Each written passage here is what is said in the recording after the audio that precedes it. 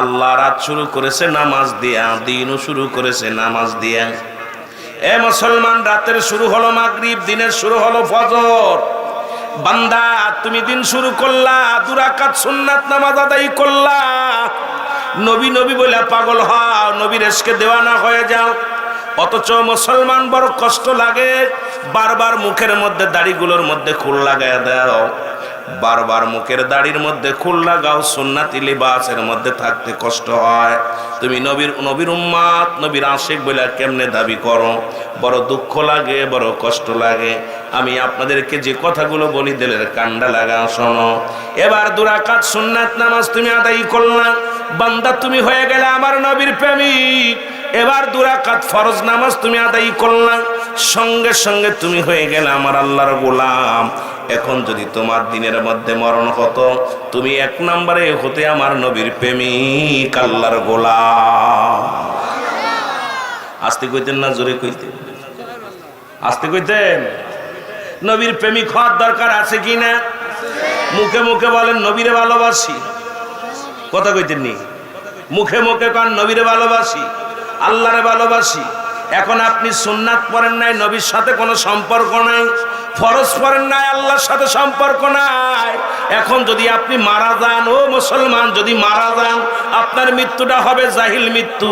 আপনার মৃত্যুটা হবে কি মৃত্যু হবে? আমার নবীও চিনবে না, রব্বে কারিমও চিনবে না।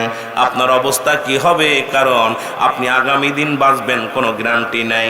এই জন্য সদা সর্বদাই নবীর প্রেমিক, আল্লাহর গোলাম হয়ে বাঁচতে চাই। জোরে বলেন ঠিক কিনা?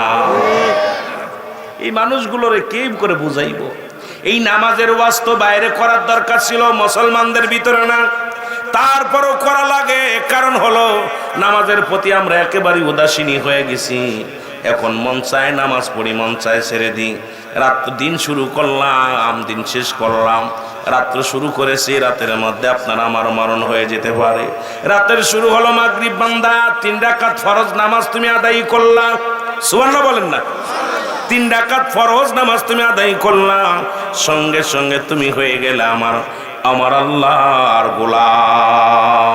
এবার 2 রাকাত সুন্নাত নামাজ তুমি আদায় করলা, সঙ্গে সঙ্গে তুমি হয়ে গেলে আমার রাসূলের প্রেমিক। এখন রাতের মধ্যেও যদি মারা যান, আপনার দেহখানা, আপনার বডিখানা হবে আমার নবীর প্রেমিক, আল্লাহর গোলাম। জোরে বলেন ঠিক কিনা? গোলাম কি হতে চাই কি চাই না? আল্লাহর গোলাম হতে চাই কি চাই না? জোরে বলেন চাই কি চাই না? রাসূলের প্রেমিক হতে চাই কি চাই না? আমরা নবীকেও চাই, আল্লাহকেও চাই, ঠিক কি না? আর আল্লাহকে পার একমাত্র ঠিকানা হলো রাহমাতাল লিল আলামিন। আমার আল্লাহর নবী মুসলমান যে কালেমা নিয়ে আসলেন, লা ইলাহা, নাই কোনো ইলাহ ইল্লাল্লাহু, এক আল্লাহ ছাড়া। এই কালেমা শুধু আখিরি নবীর নয়, এই কালেমাটা ছিল হযরত মুহাম্মদ সাল্লাম, হযরত আদম আলাইহিস সালাম থেকে শুরু করে যত নবী পয়গম্বর দুনিয়ার মধ্যে আগমন করেছে, সবারই একই কালেমা ছিলেন।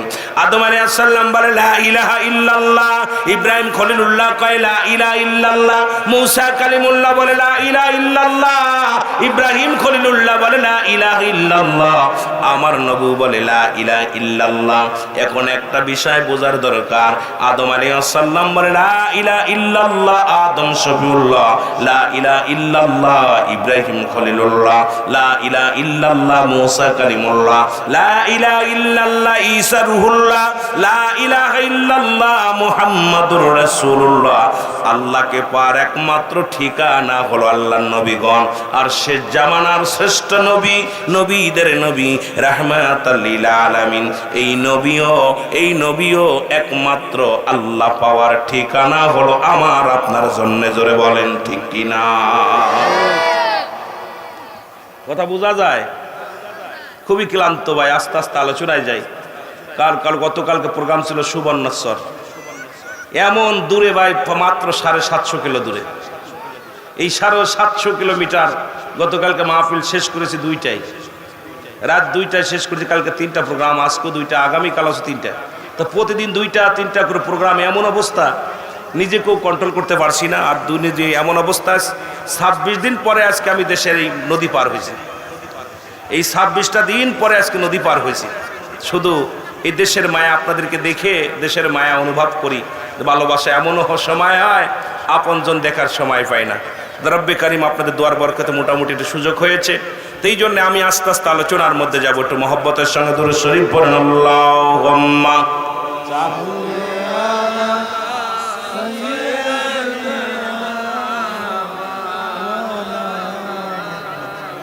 ওয়ালা ইয়ানি সাইয়্যিদিনা, সাউন্ড আর একটু বাড়ায় রেখে, মুহাম্মাদ আল্লাহুম্মা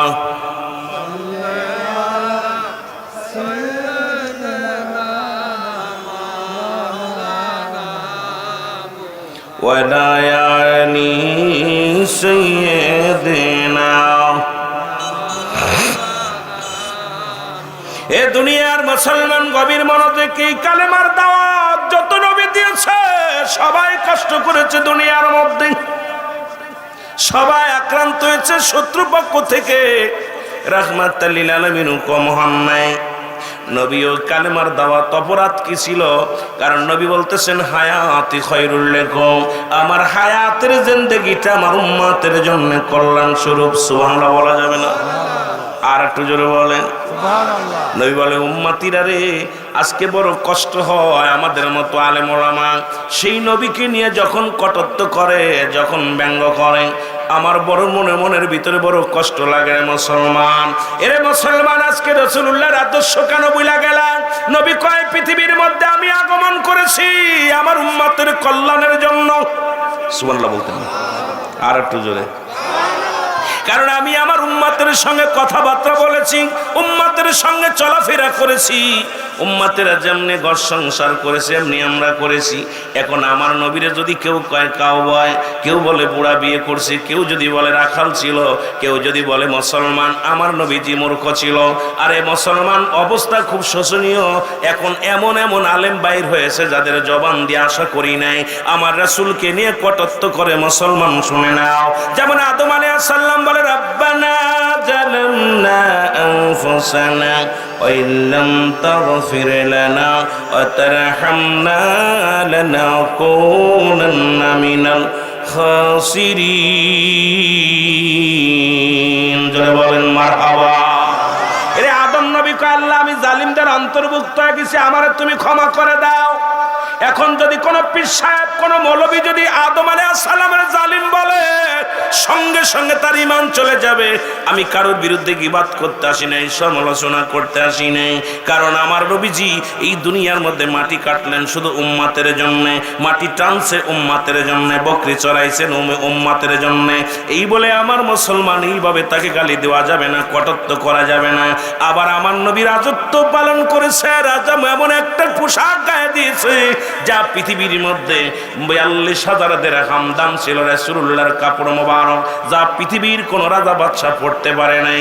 আমার নবী মাটি টানার ভিতর হাকিকত হলো, নবীজি বলে গেলেন উম্মতিরা রে, তোমরা যদি কেউ গরিব হও, তোমরা যদি কোনো ব্যক্তি দরিদ্র হও, তোমরা কষ্ট পেও না। আমি তোমার নবী, আমাকে দেখে তোমরা যারা ইসলাম শিখলা, আমাকে দেখে যারা আল্লাহকে চিনা শিখলা, যারা আমার দিনের মধ্যে প্রবেশ করলা, নবীজি বললেন উম্মতিরা রে, আমি এই জন্য মাটি কাটলাম যদি কোনো ব্যক্তি দরিদ্র হয় সে যেন কষ্ট না পায়। আমার উম্মতিরা অনেক গরিব হবে, অনেক অসহায় হবে, দিন মজুরি হবে, এই লোকটা যেন খবরদার কষ্ট না পায়। এই কারণে রাসূলুল্লাহ দুনিয়ার মধ্যে মাটি কাটলেন, মাটি টানলেন, বকরি চড়াইলেন। মুসলমান, আমার নবীজি ভেসে আসলেন, নবীকে ডাইরেক্ট রাখাল বলা যাবে না। ওটাকে নিয়ে কথা বললে আপনাদের ভিতরে ভেজাল বাঁধবে, এই জন্য আমি ওদিকেও যাব না। এ মুসলমান, আবার নবীজি রাজত্ব পালন করেছেন, যিনি ছিলেন রাজা। এ মুসলমান, আমার নবীজি বলে তোমরা ধন সম্পদের যদি মালিক হও, খবরদার অহংকার করা যাবে না, হমিকা করা যাবে না। এই জন্য নবী রাজারও রাজা ছিলেন। আমার নবীকে বায়নাত, উত্তম ব্যবহার, উত্তম আখলাক নবীর ভিতরে ছিল। সেই রাসূলকে নিয়ে যারা কটাক্ত করে, আমি মনে করি এদের ভিতরে ভেজাল আছে। জোরে বলেন ঠিক কিনা? কথা ক্লিয়ার? রাসূল তো একটা হালাতে ছিলেন, মালাক আমার নবীজি, মালাকি হাক্কি বাশারি, তিনটা সুরত ছিল রাসূলুল্লাহ। আবার নবীজি বলে যে বুড়া বিয়ে করছে, বুঝার জন্য বলে যায় মুসলমান শোনো, রাসূলুল্লাহর বয়স যখন 25 বছর, আম্মা জান খাদিজার বয়স তখন 40। কত বছর? জোরে বলেন কত বছর? যেটা নিয়ে বর্তমান তোড়পাড় শুরু হয়েছে সারা বাংলাদেশে নেট দুনিয়া ধরে, এটা আমাদের সমাধান করার দরকার। আলেম ওলামাদের কাউকে আঘাত করে নয়, বোঝানোর জন্য বলে যায় মুসলমান শুনে নাও, এ মুসলমান আমি রুহুল আমিন কাউকে গীবাত করে কথা বলি না। কারণ ওয়াজের ময়দানে এই বছরই প্রায় 100-র উপরে তাফসীর মাহফিল আল্লাহ করাইছেন, কিন্তু গুনাহগারের জবান দিয়ে কাউকে গালি দেওয়া সম্ভব নয়, কাউকে কটাক্ষ করা সম্ভব নয়। এই আদর্শ শিক্ষা পাই নাই মা বাবা থেকে, আদর্শ শিক্ষা পাই নাই গুরুজন থেকে, এই আদর্শ শিক্ষা পাই না আল্লাহর ওলিদের কদমের মধ্যে থেকে। যতই আক্রান্ত হই, যতই কষ্ট কম পাই নাই, আমরাও কম পাই নাই। তবে রাসূলুল্লাহর মহব্বত অন্তরের ভিতরে যাদের ধারণ করেছো, রাসূলুল্লাহর মহব্বত যার অন্তরে নাই তার ঈমান বলতে কিছু নাই। নবীর প্রেম ভালোবাসা যার অন্তরে যতটুক, তার ঈমান বলতে ততটুক। জোরে বলেন ঠিক কিনা? এরে আমার নবী বিয়ে করছে মুসলমান আম্মাজান খাদিজাতুল কুবরা রে। আরে মা খাদিজা তো নিজেই অফার দিছে লোক দিয়া আম্মার নবীরে। নবীজির ওই সমস্ত মজেজা দেখে আম্মা জান খাদিজা পাগল হয়ে গেলেন। নবী রাখালিয়ার বেশে আসলেন ইসলামের দাওয়াত দেওয়ার জন্য। আজকে যেমন আমি আসি আপনাদের জামাই হিসেবে আসি না, আজকে বক্তা হিসেবে আসি বাবা। এই জন্য আমি আপনাদের কাছে আসি কোরআনের কথা বলার জন্য, হাদিসের কথা বলার জন্য। রাহমাতুল লিল আলামিন কখনো রাখাল, কখনো মুসলমান, কখনো রাজার বেশ, কখনো সফররত মুসাফির অবস্থায় দুনিয়ার মধ্যে একটা মাত্র মেসেজ দিয়েছেন, সেটা হলো লা ইলাহা ইল্লাল্লাহু মুহাম্মাদুর রাসূলুল্লাহ। মহব্বতের সঙ্গে দুরূদ শরীফ পড়েন আল্লাহুম্মা।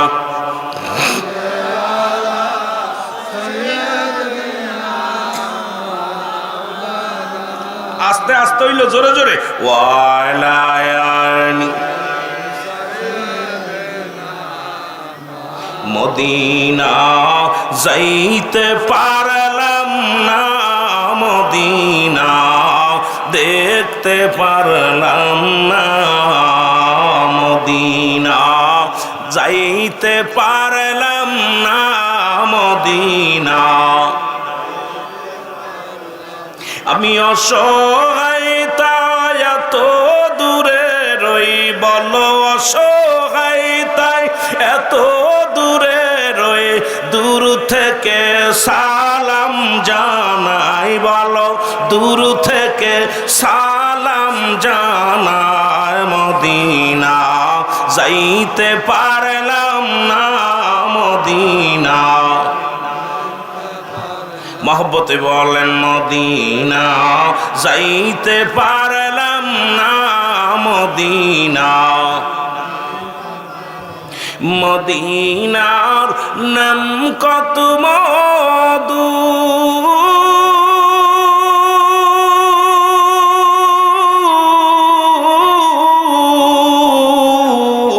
মদিনা আর যে কত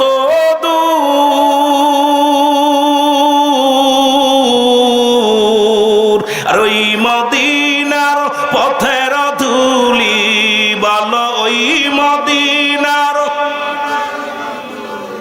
মাখতে পারলাম না, মদিনা যাইতে পারলাম না, মদিনা। আরো জোরে জোরে বলেন মদিনা যাইতে পারলাম না, মদিনা। আমি অসহায় তাই এত দূরে রই, বলো অসহায় তাই দূর থেকে সালাম জানায়, বলো দূর থেকে সালাম জানায়, মদিনা যাইতে পারলাম না, মদিনা।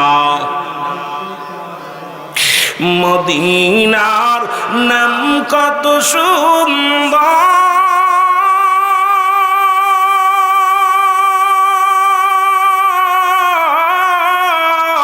মদিনা কেড়েছে অন্তর,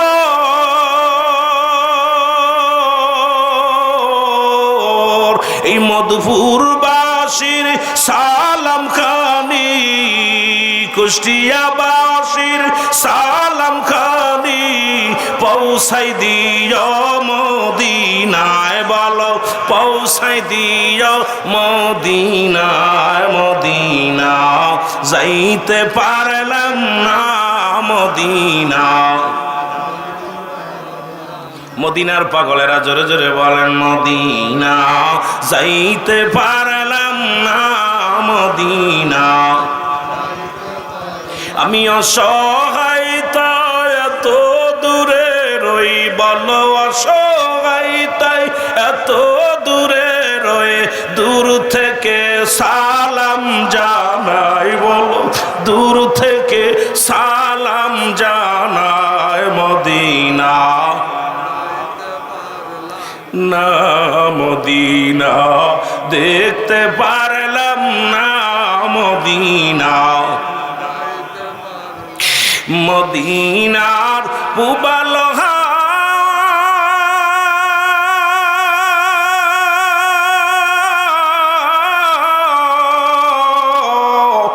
পশ্চিমে কয়ে রাসে ধাওয়া, এই গরিব দুঃখীর সালাম খানি, জাকের ভাইদের সালাম খানি পৌঁছাই দিও মদিনায়। মদিনা মদিনা দেখতে পারলাম না মদিনা। এ দুনিয়ার মুসলমান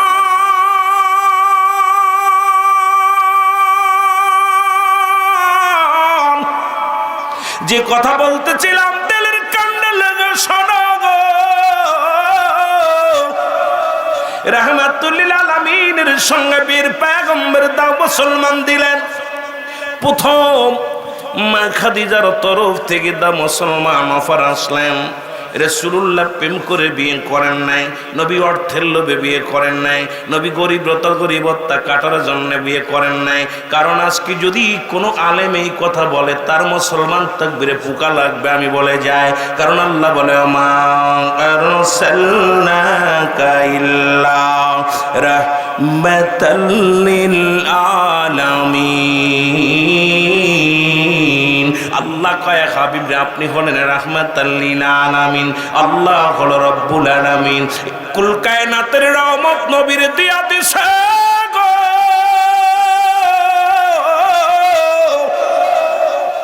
ও আশিকেরা দিলের কান্ডা লাগা শোনো গো। মা বোনের একটু আগায় বসেন, মা বোনদের শুনছি জায়গার সংকট, একটু আগায় বসেন। মুসলমান বলতেছিলাম দিলের কান্ডা লাগা শোনো। আম্মা জান খাদিজাতুল কুবরা প্রস্তাব দিলেন। প্রস্তাবে মা আল্লাহর নবী চাচা আবু তালেবের নেতৃত্বে চাচা আবু তালেবকে পাঠায়া দিয়া মুসলমান মাধ্যম হলো যোগাযোগের মাধ্যম, গার্জিয়ানের মাধ্যমে বিয়া হলো রাহমাতুল লিল আলামিনের। রাসূলকে এত ভালোবাসতেন আমার নবীজিকে এত ভালোবাসতেন আম্মা জান খাদিজাতুল কুবরা। নবীজি কোনোদিন তারে বলতে পারে নাই। আমার নবীজি কত ভালোবাসতেন আল্লাহ পাক বিধান শিখায়া দিছে হাবিবরে। আমার নবী কয় উম্মতিরা রে হায়াতি খায়রুল লাকুম, এই হাদিসটার ব্যাখ্যা বিশ্লেষণ করতে যাইয়া সময় আমি অনেক সময় নেওয়া লাগবে, আলোচনার মধ্যে ঢুকতে হলে মুসলমান।